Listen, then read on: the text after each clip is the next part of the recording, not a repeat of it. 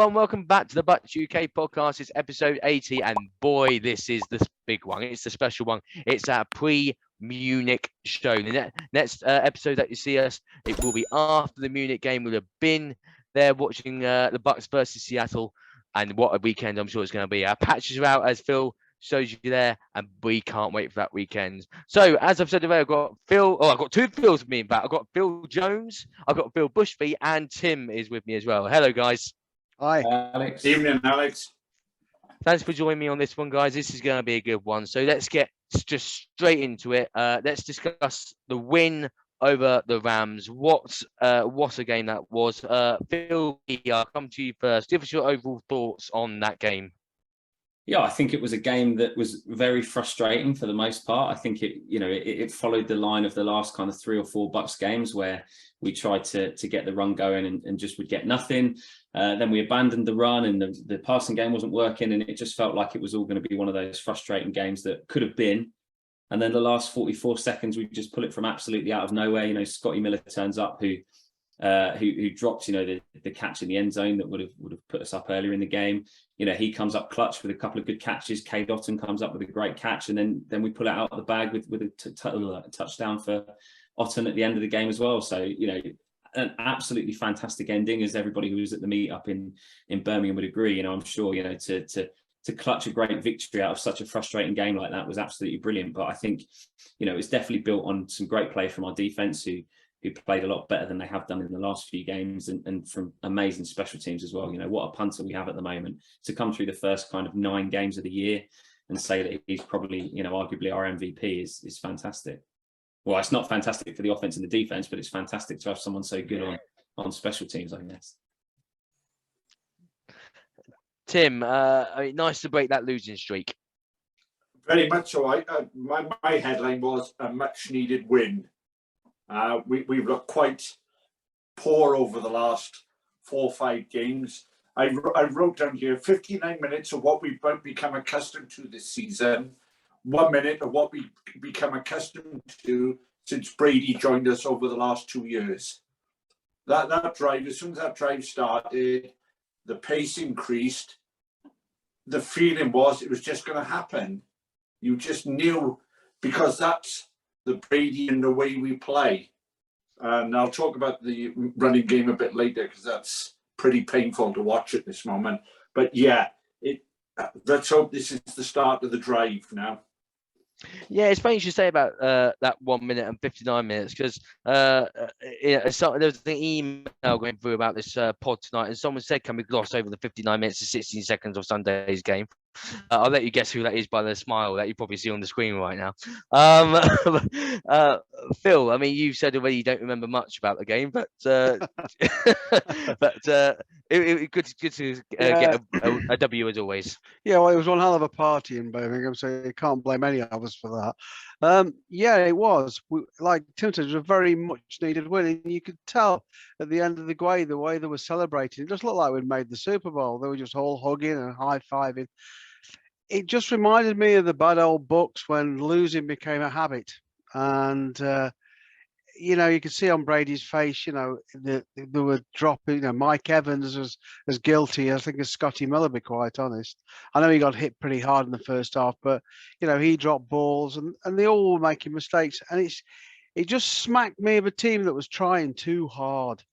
So that win is I hope, the turning point. I really do. And I've got a feeling it's going to be. You've got Brady at the helm, and I think I think it's because we could well turn it around now a bit and make a run to the playoffs. Because let's face it, we're in the worst division in the NFL, and but I thought the defense did well as well. There's 1 or 2 players are starting to show. I know Joe Tryon, whose second name I can never remember, but he's I'm not convinced he's going to. I think he's going to be okay. I really do. Yeah. You said about the team trying too hard. Do you think the team just wanted to give it back to the fans and the coaches after those previous losses? I think they just wanted to rebuild the confidence. I think they wanted to just kind of win and run together, anything to have a bit of luck. But you could see it wasn't just Brady's head that was falling; it was everybody's head that was falling, and they weren't getting onto each other. They were just sort of, It was like watching the bad old Bucs, quite honest. And then that when I saw them at the end, they were euphoric. Never seen anything like it. It was. I've just got that feeling that could be the lift. That could be the boost. Give us a push. Dafter things have happened in football. Indeed, absolutely. And you said about the reaction at the end. Some of the pictures are just, as you say, it's as though we won the Super Bowl game. It looked like a massive relief to the team, especially going into what is going to be a very big game in Munich. With the time difference for the team, both teams coming over, it's going to be huge for them there. So offensively, Tim, it was is a mixed bag, fair to say, for the offense? A very mixed bag. If I come to the running game, and I know this was spoken about heavily on Sunday evening, the ability of Byron Leftwich to call a run up the backside of the guard every first down of the game. We've got two running backs with pace between them. Fournette has got more pace than what you think, plus the power, and Rashad White is very good in space. We seem to be one of the few teams in the league who cannot run to space. But whether that's coaching to say you're going to take it straight up the middle, or whether the backs are just not good enough to see that is taken away and to try and bounce it outside, we are very much set on every play we do. Nobody will ad-lib anything. But then you saw Brady's comment in the week of the last drive where he insisted that this is the play that will work. I wonder how much Brady's influence is now going to start to come into. I'm going to call a few more plays myself. Leftwich's call of the run sets up play action. No, play action can also set up the run. And he's got to mix this up a lot more. Or I'm afraid the guy could be looking for a new job very, very soon. Phil B, do you think the team are certainly offensively just badly coached? Does this fall all on Leftwich? It's hard to know, really, isn't it? From us on the outside, all we see is, a group of coaches that don't really show a great deal of emotion on the sideline. And I think when things aren't going well, that just lends you to the impression that they're not really firing people up. They're not passionate. They're not, calling people out when they make mistakes. But then at the same time, we're not executing well. Miller's drop in the end zone. Kieran made the point on Sunday that you're taught to catch with your hands, and he's kind of letting it trying to come into his body and catch it. You think of the Carolina game where early on Mike Evans dropped that walk-in touchdown. When's Mike Evans ever done that over the last few years? So I think it's a little bit of a mixture of both. I think we need to make sure that we're executing as well as kind of changing things up and being a bit more creative in the coaching. But I think it's as Phil said, reminding him of the bad old Bucs. I think when you're losing week after week and when the confidence is down and when the media and the fans are on your back, I think you build up that pressure and maybe you snatch at things a little bit more and you're a little bit more tense. So I think getting that monkey off the back and getting that win hopefully gives us a bit more confidence and we can relax a little bit more and make our plays now. I'm going to quickly play devil's advocate with you because I'm in that mood. You said about the execution, which I agree with you on. We have to execute the plays. Could we argue that comes from confidence within the coaching team? Yeah, absolutely. I mean, it does, but none of us know really how the players feel about the coaches. They don't come out and criticize. It's tough, isn't it? If you look back at Brady's first season, after those first couple of games, Bruce Arians came out and said the quarterback play needs to be better, and he's calling players out in the public, and it gets a response and it gets a reaction, and we're just not seeing that from the coaches. So maybe that bond isn't there yet. I don't know. Maybe Bowles kind of comes off as a player friendly coach. So does that have an effect where they feel they can step off a bit? I don't know, but certainly something needs to change in terms of the majority of the last 3 or 4 games that we've had, and we need to mix something up and get things going, because it's not looked like the same Bucs team as the last 2 years, even though a lot of the personnel is the same, and it can't all come down to just losing 3 guys off the offensive line, surely. I mean, very fair points there. I think I go back to when Bowles was DC defensive coordinator. That a lot of players did come out and say how nice he was. Is he too nice? Like you say, we don't know. We are just just expressing our thoughts here. Who knows? It's all very fair points there. But Alex, all we're looking for is a bit of variation. Everybody knew on Sunday. So if we know in a pub in Birmingham, 5,500 miles away, you can't tell me Sean McVay and the Rams didn't know what was going to come on that first play. And virtually every series for the first 4 or 5 was exactly the same play call. I can tell you, Tim, that every team knows what's coming, because I don't know if people have seen, but there was actually a video tweeted out by the Ravens where their defense on the sideline are saying, first down, let's get ready for the run. Every team knows what's coming. I mean, for me, there's just not enough creativity on the offense. Apologies for the bad pun here, but you can read us like a playbook. You really, really can. Yeah. It is that obvious sometimes. I mean, we could go on about Byron Leftwich and that coaching for ages, but let's talk about. Interesting though, on the touchdown at the end of the game, I think they were all expecting Brady just to hand it off for Fournette for that 1 yard. So maybe 59 minutes of mind-numbing runs up the middle.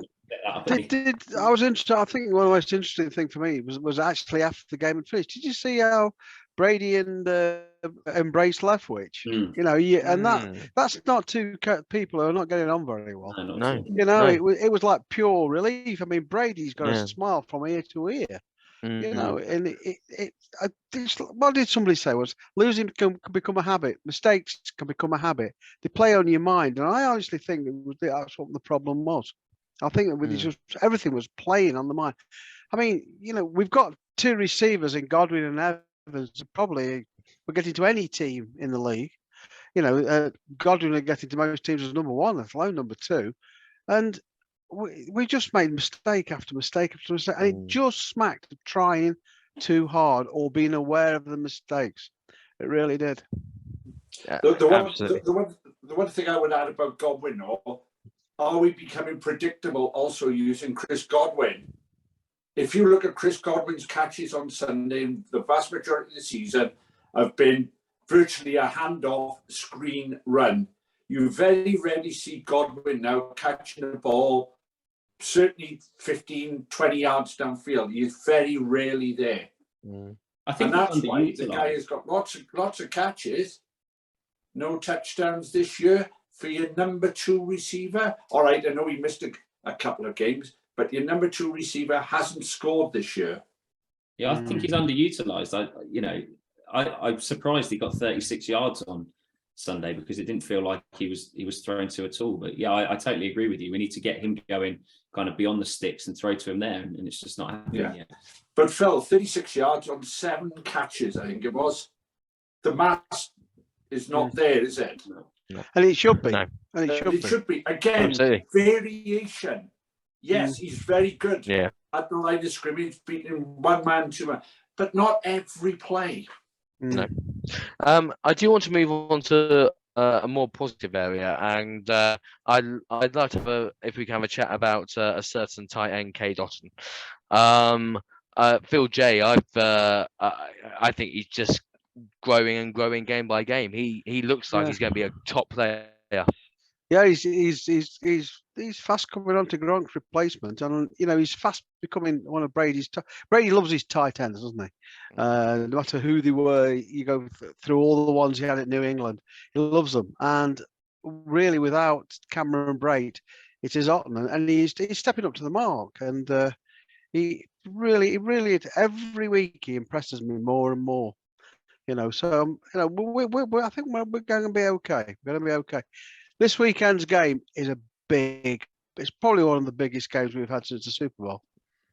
I mean, but for many reasons, other than result-wise, there's many reasons. But as you say, a huge game coming up on Sunday. Let's switch to the defense now, gents. Phil J, I'll come back to you again here. They were fired up for it, I thought. Yeah, very much so. Very much so. We haven't got Barrett now. But I think they did well. Vita Vea was just a complete monster, wasn't it? Oh, dear. It was even making me wince when he was hitting Stafford. He was actually a superb game. But Hicks was back, wasn't he? And everybody was saying, well, he's not an Ndamukong Suh. He's still a very, very good player. you know, and you can't, you know, their offensive line can't be everywhere. And I just thought it was very coincidental that, you know, Hicks is back and they had a superb game, you know. So I was quite impressed with their defense, you know. And the secondary did all right as well, you know, apart from that little bit of a relapse with our good friend Cooper Cup. Yes, the word soft coverage comes to mind. Yeah. Here. I can do that too much. Phil B, Vita Vea, could see almost the Vita Vea of the last few seasons on Sunday. He was really making a nuisance. Yeah, I think he's coming for a little bit of, maybe not so much criticism, that might be playing it a bit harsh, but I think been underwhelming the last few games, and ultimately that has an effect on those around him. You know, if he's not occupying the offensive line, it's harder for the linebackers to then come in and get sacks. So to see him kind of dominating a little bit, he got 2 sacks himself. You know, that was great to see, because we saw the impact of that if we go back to the Super Bowl season when he came back from injury unexpectedly. You know, it wreaked havoc in the playoffs. So he's a massive part of how that defense operates. He makes space for other people. He occupies linemen. And I think him having a big game, you know, showed itself on the rest of the kind of defensive front. I suppose the one bad point on our defense, you know, you talk about the blown coverage with Cup again, like the playoffs last year. We've not had a turnover, you know, a forced fumble or an interception for 5 games, which I think is a Bucs record now. And we're one off the NFL record, which I think is 6 games. Might have been the Jets that did that with the Niners in 2018. But, you know, for a team that, you know, the Gravediggers haven't really been rowing the boat and celebrating, you know, it seems like a long time now. So I think that's the next bit that we, you know, if we're starting to get the offense going again and we scored a passing touchdown, then, you know, that's the next step that we need to really focus on and really get the whole unit working. Shall we say 2 defensive touchdowns in Munich? How's that sound? You're hoping for a hell of a lot in Munich, aren't you? Yeah, of course. You know, we're making the journey over there. I want to see a lot over in Munich. Tim, Devin White's been in the spotlight over the past couple of weeks for various reasons. Not all of it positive, to say the least. What did you make of him on Sunday? More in control of his game. Over the last few weeks, he's been guilty of overrunning, it looks as if he's in wrong position, says an uneducated ex-back row forward who has no idea where he should be half the time. He relies a lot on his athletic ability to make the splash plays. Those have dried up since week 3 or so of this season. He is becoming a good player, but not a class player that we thought he was going to turn into at this moment during the Super Bowl. But again, that could be a confidence element. We're not making the splash plays. Phil took all my stats away from me then of turnovers in history. I had them all written here, Phil. Thanks, mate. You know, the last turnover, we said, was Sean Murphy bunting against the Chiefs. When this defense is making big plays, they are unstoppable. They do look a lot better then. We only made one mistake, really, that I could see on Sunday, which was the Cooper Cup touchdown. Apart from that, we were solid. Nothing spectacular, which is what our defense is normally built on. We're built on making those splash plays, and we're not doing that. So, as we said, is that the next thing to come in Munich? Fingers crossed. But I would be quite happy with a solid defense that only concedes 13 points a game. You would think Brady would win 9 out of 10 of those games then.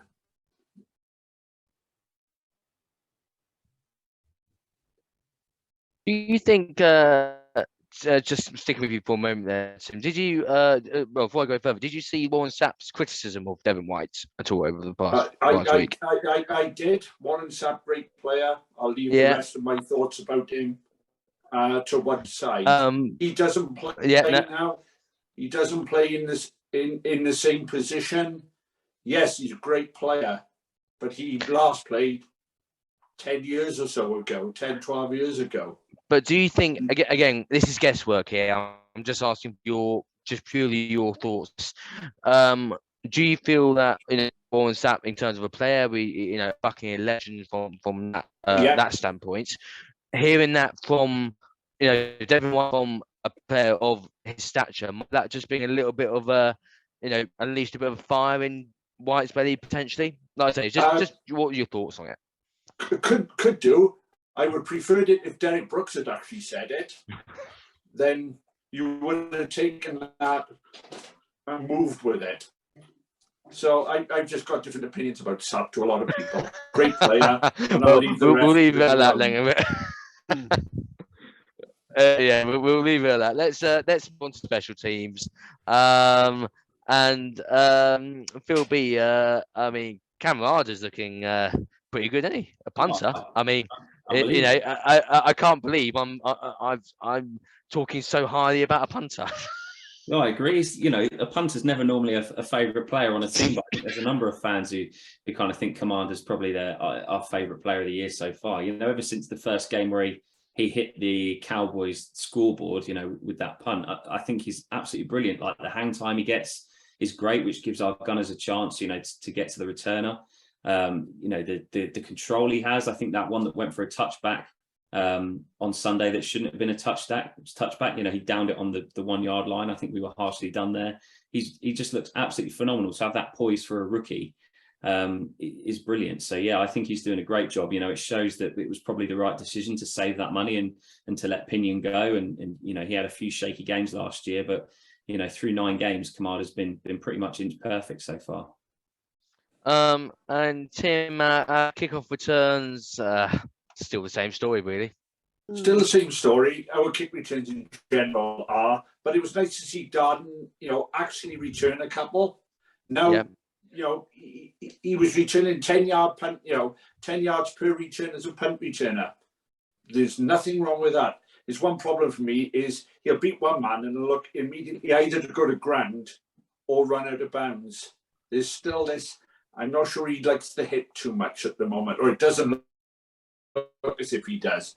But in fairness to him, he doesn't drop them and he gets what he can or what he feels he can get out of it. So again, you look at all of those, it's a way of turning the ball back over to the offense. A lot of teams are doing that now. There are not the big plays on returns nowadays. Let's not jinx him before Sunday with the he does not. No, sorry. I still get shivers from Bobo Wilson in London, you know. Against the... So whoever's sitting next to Tim, if you're watching, you end up sitting next to Tim. Just, you know, if there's any bad special teams plays, Tim's a guy to look at. Okay. Phil J, Ryan Suckup. He's just. I know he had the blocked field goal, but he can't really put that on Suckup there. No. But he's generally, you know, he's been a great reliable kicker for us, and he's continuing to do. I can't believe I'm sitting here talking about our MVP being a punter, and the second MVP is a kicker, and I put another. The rest of them aren't doing too badly. I just think, oh, you know, we're not really in such a bad state as this, are we? You know, no, Ryan Suckup's been one of the most consistent kickers we've had for years. You know, and this is Matt Bryan really. And it's just like a breath of fresh air. I just think that it's nice to think we've got 2 people at those positions that you can rely on, which is something with a luxury we've never had. But I still find it quite incredible that punter's MVP. I just sit there shaking my head thinking, oh dear. I really think the Bucs UK end of season awards could be interesting this year. We'll keep an eye out for that one. Yeah. Okay. Time to hear what's about the game on Sunday. Tom, it looked very similar to the past games, particularly early in the season, with the offense struggling to get going, but the D managing to keep us in the game. And with special teams, Kamada and Suckup especially playing a good part too. That last drive, however, was Super Bowl season-like. And finally, John, well, it was scrappy, but so much happier flying to Munich with that result. So we've heard from some of our members. We've completed our review of the game against the Rams. It is now time to start looking ahead to the weekend. And there's only one place we're going to start, which is the fact that we are all going to Munich. What a weekend this is going to be. Phil J, this is going to be one not just for the history books, but for the memories as well. Yes, it's going to be actually fantastic. Munich's a beautiful city, and there's a lot going on there. And I'm amazed how many people are going over from the UK. There's a lot going from the club, but there's a lot going from outside of the club as well. You know, we're all going to meet up on the Hofbrauer House probably on Friday and Saturday night, and it is quite incredible how many people are actually going. It's going to be a great weekend. So much going on, and the NFL have really gone to town and with it being the first game in Germany. First league game in Germany. It's putting all sorts on. There's so much going on. It's going to be really, really a special event. And something I just want to say to yourself, Bill, on behalf of everyone at the club, not just yourself, Bill, but David and Kieran as well, is thank you for all your hard work in sorting out the Bucs UK visit to Munich. We are. I'm sure you've seen the comments on social media and the forum, but we are truly all very grateful for all the work you three do in setting this trip up. So, on behalf of everyone, a massive thank you from all of us. Yes, so you. it's going to be it's going to be an incredible weekend there. We of course had our final watch party as well, Phil, on Sunday in Birmingham. I mean that's it seemed like it was one heck of an evening. Well, when you said about talking about the offense today, I was going to say something like our offense was fantastic on Sunday. They were first to the bar. There was no messing from anybody. You know, I've been to all three watch parties this year, and they've just got better and better and better. But the one on Sunday was absolutely momentous. It really was. It was really good crowd, and the atmosphere when that touchdown went on, the place, it was like, you have to remember, it was like nearly 12:30 at night. The place went absolutely nuts. And in all fairness, if all you members are watching and you haven't been to a watch party, that was our last one this season. But make the effort next year, because you know they just go on to new levels every single time. It was absolutely superb night. It really, really was. Absolutely. And if you haven't seen the clip of the celebrations, you can, and there's a way you can do it by going to follow us on our social media. I'm not going to make it that easy for you. So in the link below, in the description below, you'll see all the links to our social media pages. Please give us a follow. If you have the like button on this video, you got to do it now. Smash subscribe and click that bell so you're notified every time we upload. Must also say a big thank you to Bucs Report for helping us to promote our podcast. They are a great bunch of guys over there. Again, their link, is in the description below. And on the subject of Bucs Report, we also had a special guest with us on Sunday, Phil. We had Gene of Buck What You Heard join us and actually recorded a podcast episode, which is available on our YouTube channel to watch if you've not checked it out. Finish this episode first, then go and watch that one. But Phil, how was that having Gene in Birmingham? That must have been awesome. It was great. I mean, in all fairness, the amount of work that Kieran put in to actually set everything up with the sound and the lighting and everything was absolutely fantastic.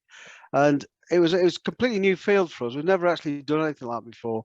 You know, with the two of them chatting and live questions from the audience, and it worked like a charm. Everybody came, and you could see one thing that came across for me was the passion that Gene had got, but it also showed the passion of what the UK fans have got too. You know, there was some very passionate questions in that too, and it really was. I can see us doing a lot more of these things as well. You know, doing some interviewing somebody and then having a watch party afterwards. You know, these watch parties and interviews are growing all the time, and it was a phenomenal success. It really was.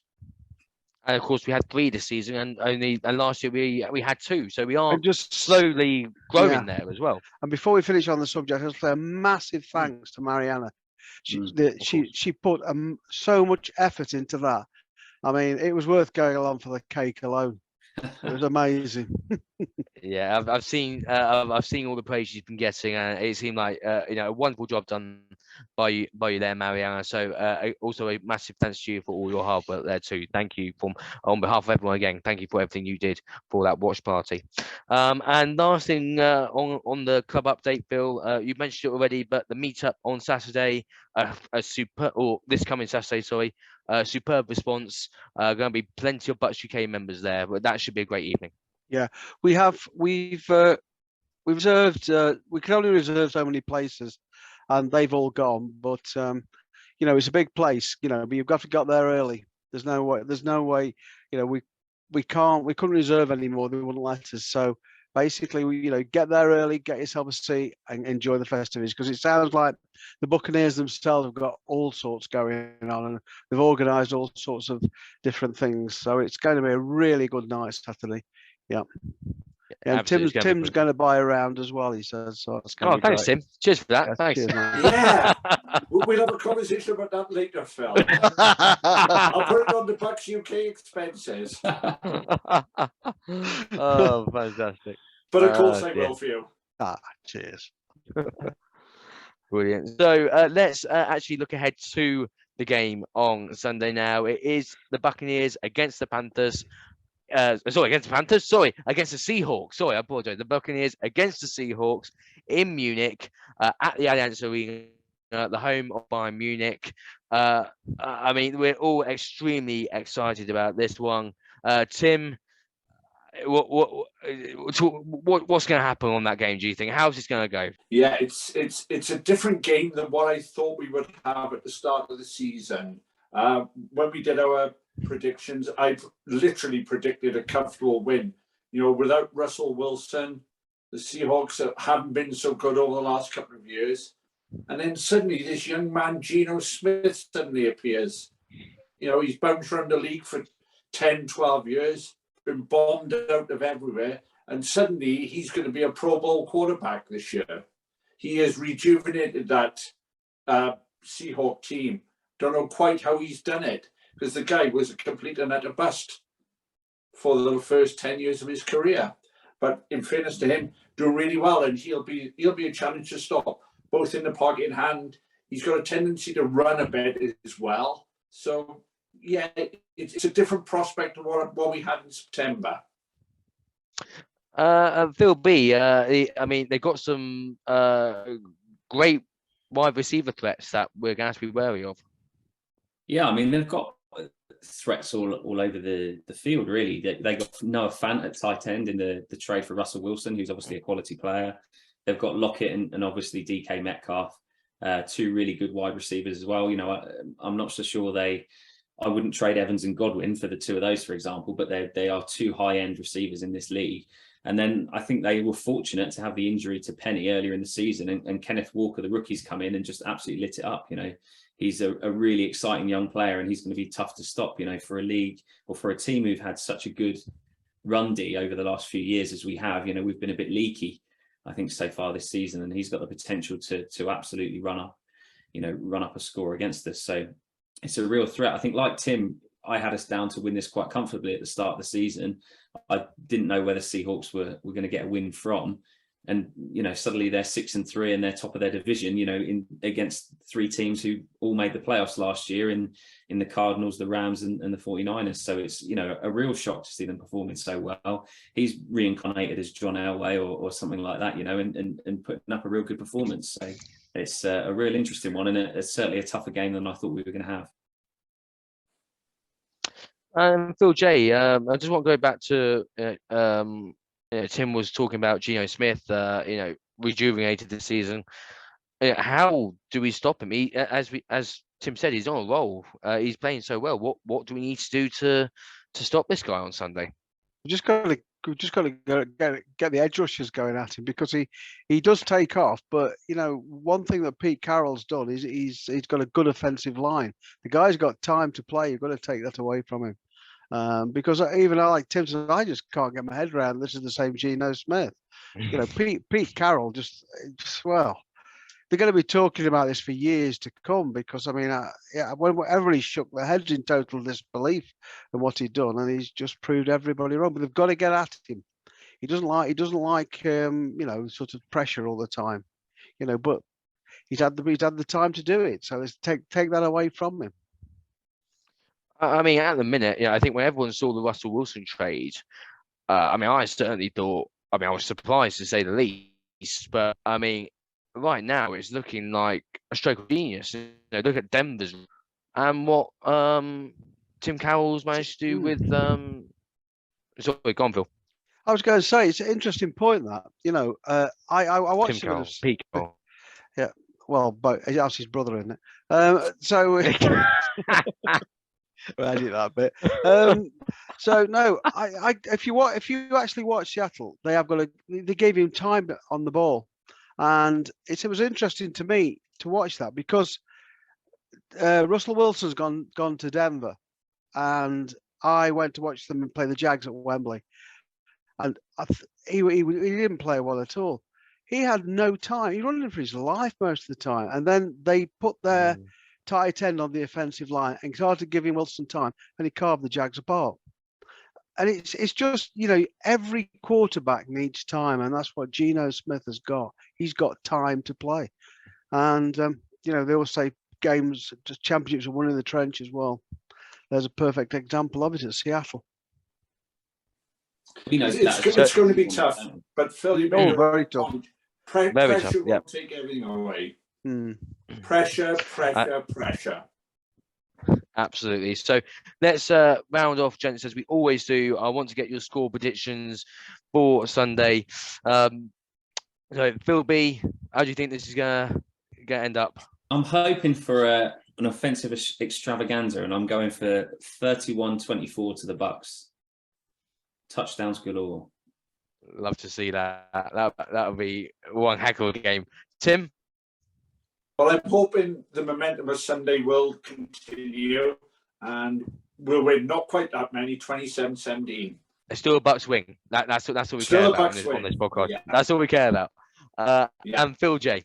I think it's going to be very close, actually, 21-17. We don't do anything easily, do we? Let's come on. We're the Buccaneers. We just don't, I think, but come back to what I say, I think this is one of the most important games we've played since the Super Bowl. If we can get that momentum going, we're off. I have to say, Phil, I'm on the same lines of you. Phil J, I'm on the same lines as you. I think it's going to be close. I'm not as optimistic as yourself, Bill B, in terms of the high scoring. So I've gone for a 2013 victory to the Bucs. I think we will probably make it hard work for ourselves, because as you say, when do we not make it hard work for ourselves? But welcome to being a Bucs fan. I will predict one thing. After seeing the watch party on Sunday night, the Bucs UK first drinking team is going to take everybody out. There's no two ways about that. No one's jumping off the top tier to try and get down to the pitch to take over the game or anything. Well, I'm talking about the Saturday night, not the Sunday game. Oh, and the Saturday night as well. Well, I mean, that'll be interesting. Gents, thank you ever so much for joining me on this episode. It's been a pleasure to talk Buccaneer football with you. Thank you, everyone, for watching. We will be back by next week, when we will, of course, be talking about the trip to Munich and the game. We hope to see as many of you over there as you can. We're all going to be there. It's going to be one heck of a weekend. Take care, and as always, go Bucs. Go Bucs. Go Bucs.